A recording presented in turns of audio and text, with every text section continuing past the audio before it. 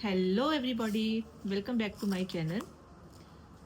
Today I want to talk about the most important aspect of life, of my life, that is love, because I feel that is the only thing that is worth learning in this life.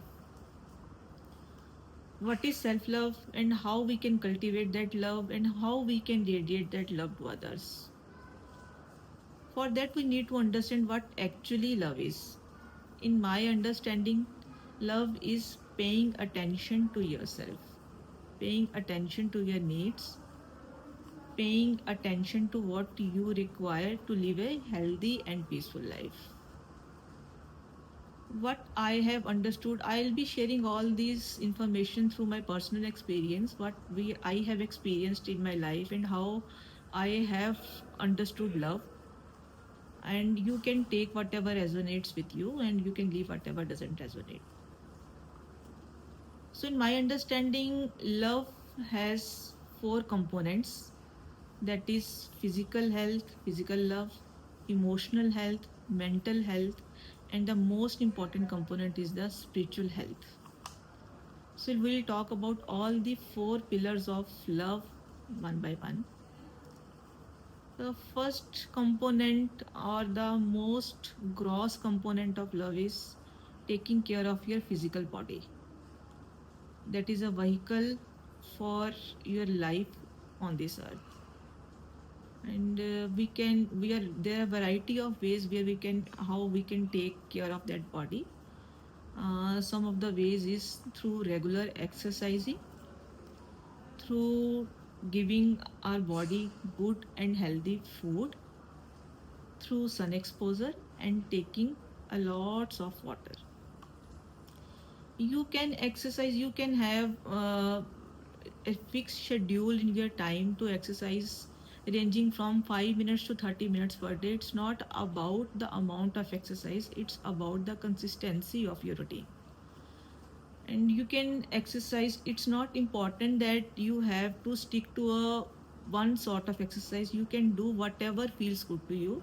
It may be yoga and breathing exercise and pranayam, it may be going to gym, it may be a simple walk in the garden, but try to be consistent in your physical health. Okay? So the second aspect of health is mental health. And what is mental health? It is about what mindset have you cultivated throughout your life, becoming aware of your mindset, understanding about mind, understanding about your thought patterns, and working consciously to shift that negative, critical, judgmental mindset into a positive, more empowering, loving, and compassionate mindset. So there are some ways to develop a positive and more compassionate work that mindset. And what has worked for me is through self-help books. There are number of self-help books which are focused on a positive mindset or a positive growth mindset, and you can take the help of the experience of these authors in a concise manner, that all they have experienced throughout their life they have put in a book, and you can take help from that book to develop a positive mindset.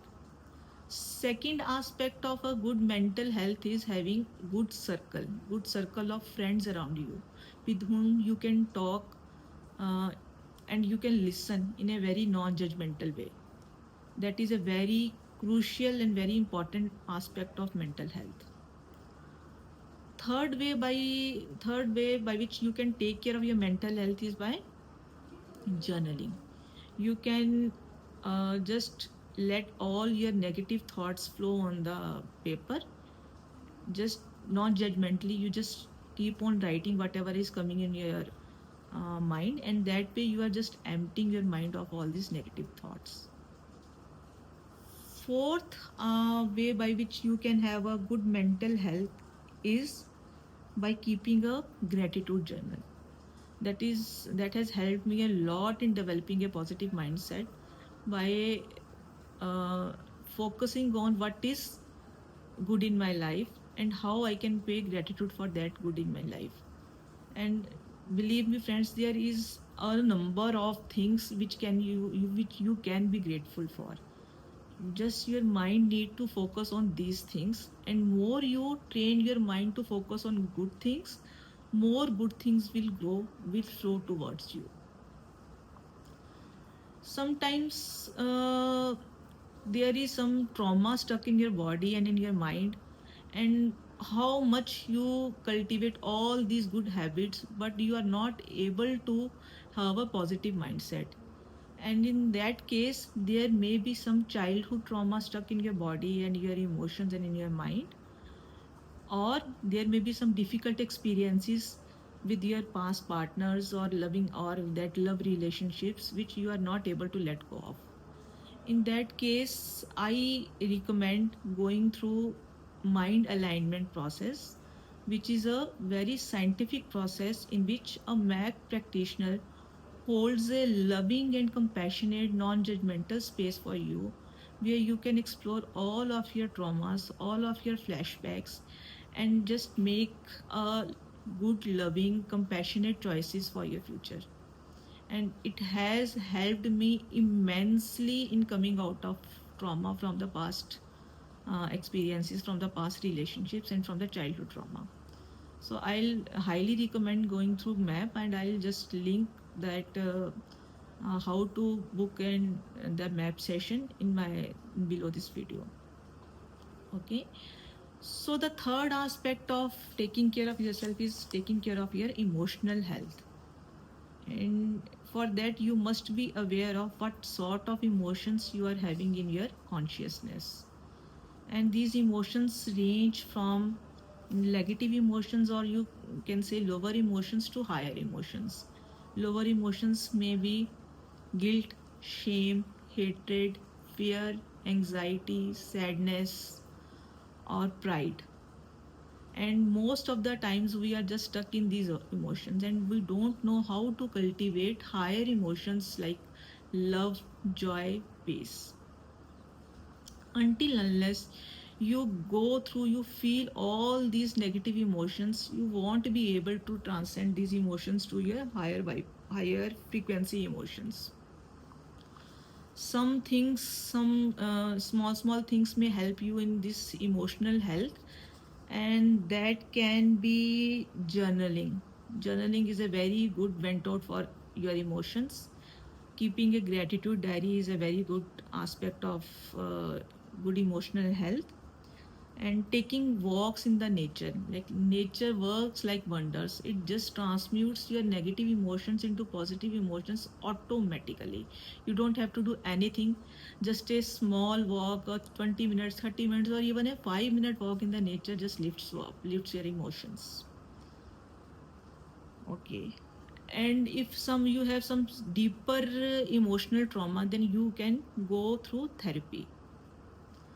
What I have experienced, like how I have transcended this and still transcending these negative emotions or lower emotions to higher emotions, is going through a process called mirror exercise that is taught by my teachers Jeff and Shelia, and that is a wonderful tool for a good emotional health.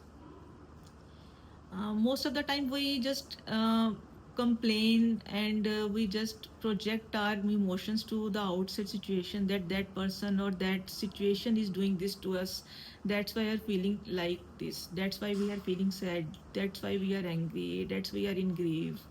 But the real power is not in blaming, my dear friends.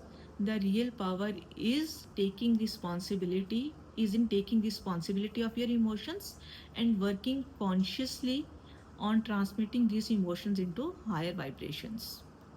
So mirror exercise is a very, very, very, very good tool and efficient tool in transmitting these lower emotions into a higher frequency and lighter emotions like joy, love, and peace. And I'll link that mirror exercise below my video, where you can take help from that video. Okay, so coming to the final, most important and most neglected health, that is spiritual health. And if you have come so far to this video, congratulate yourself that you are willing to work on your spiritual health. What is spiritual health? Spiritual health is all about your connection to God, to source, to spirit, to universe, to energy, whatever you may call. And that is the foundation of life. All your good, all your peace, all stable thing comes from God. All real things come from God. And for that, there must be a healthy, two-way, loving relationship with God. And it may trigger you somewhere that we feel that there are only few people, only few saints, only few persons which can cultivate relationship with God. But this is not the reality. This is the lie which you keep on telling yourself, and this is the way ego just separates you your from God, from source, from universe, and from that energy. So there are two or three main ways to connect deeper with God. What has helped in my journey is through prayer and through meditation. And prayer is not the thing which most of the people think, that we just go to God and ask for things, just give us this and we'll give you this. That is a transactional thing. It is not a real prayer. Real prayer is actually acknowledging whatever God has already given you, and just it is a prayer of thankfulness. What do you say, na? That sukh vele sukh shukrana and dukh vele ardas. Whenever you feel happy, elated, just pay gratitude to God. And whenever you feel sad and depressed, just ask for help from God. Second method to connect deeply with God is through meditation. There are many forms of meditations, uh, like focusing on one of the any anchor. It may be anchor, may be a breath, anchor may be a heartbeat, anchor may be a sound, inner sound. And I have done all of the three types of meditations, including mindfulness meditation. I'm still doing that. But what has helped me immensely in my journey is heart based meditation, in which we feel that warmth, that connection with God in our heart space, and we just focus in this heart space and sit silently with ourselves and with God, and we just talk to God about everything, about anything. And if you cultivate a good spiritual health, that will become a basis of a good emotional, good mental, and good physical health, because you will experience that God is guiding you in walking through all the aspects of health. So, my dear friends, don't ignore this most important aspect of health, that is spiritual health. That is the basis of your all the good in life. I hope I am of any help to you. And if you feel good while listening to this video, please like, share, and subscribe. And we will meet in next video with a new topic. Thank you and love you all.